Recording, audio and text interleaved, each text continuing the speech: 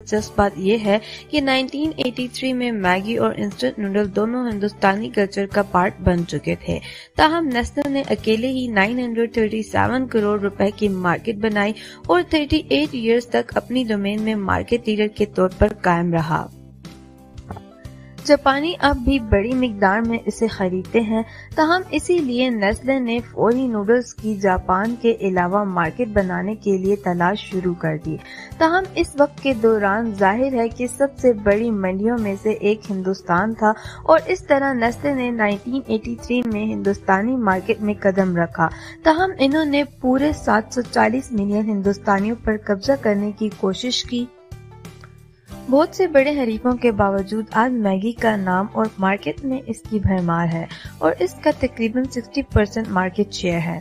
یہ کہانی 1950 کی دہائی کی ہے، جب جاپان جیسا ملک بھی ورلڈ وار 2 کے آثار سے ابھی صحیح سے نہیں نکلا تھا اور مصیبتوں سے دوچار تھا۔ ان دنوں میں صرف نوڈلز بازار میں سب سے زیادہ سستے تھے کھانے میں، لیکن کیونکہ اس کی ڈیمانڈ بہت زیادہ تھی اور اسے تیار ہونے میں کافی وقت لگتا تھا، تو اس وقت ایک جاپانی شخص نے انسٹنٹ نوڈلز کی ایک قسم بنانے کا فیصلہ کیا جو جلدی اور سستے طریقے سے تیار کیا جا سکتا تھا۔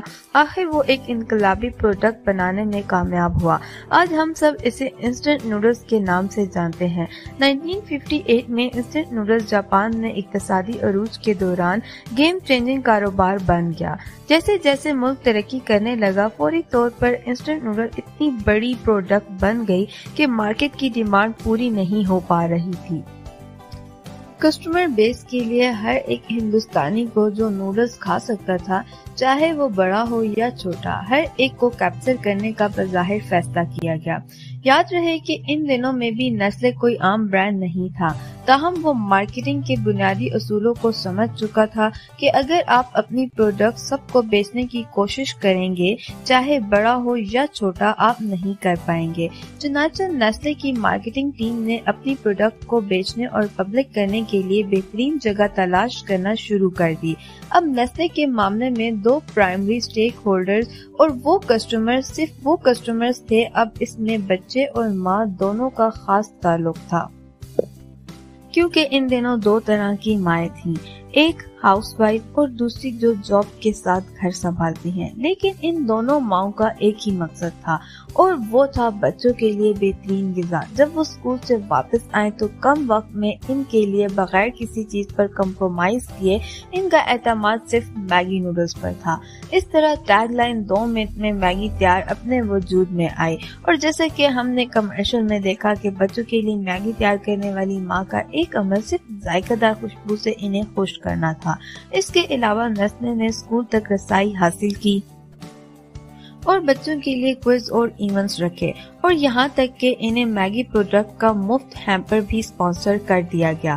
اس کے بعد بڑے پیمانے پر سیمپلنگ کی گئی، ہر سال 4 ملین سے زیادہ کنیکشن بنائے جاتے تھے، اور جیسے جیسے وقت گزرتا گیا نیسلے نے ٹی وی پر بھی اشتہار دینا شروع کر دیا، اور یہ وہ چیز ہے جس کی وضاحت کے لیے کوئی ضرورت نہیں ہے۔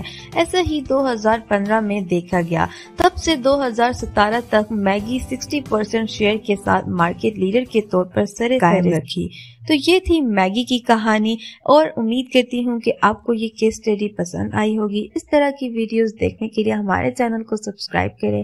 ملتے ہیں اگلی ویڈیو میں، تب تک کے لیے اپنا خیال رکھیں۔ خدا حافظ۔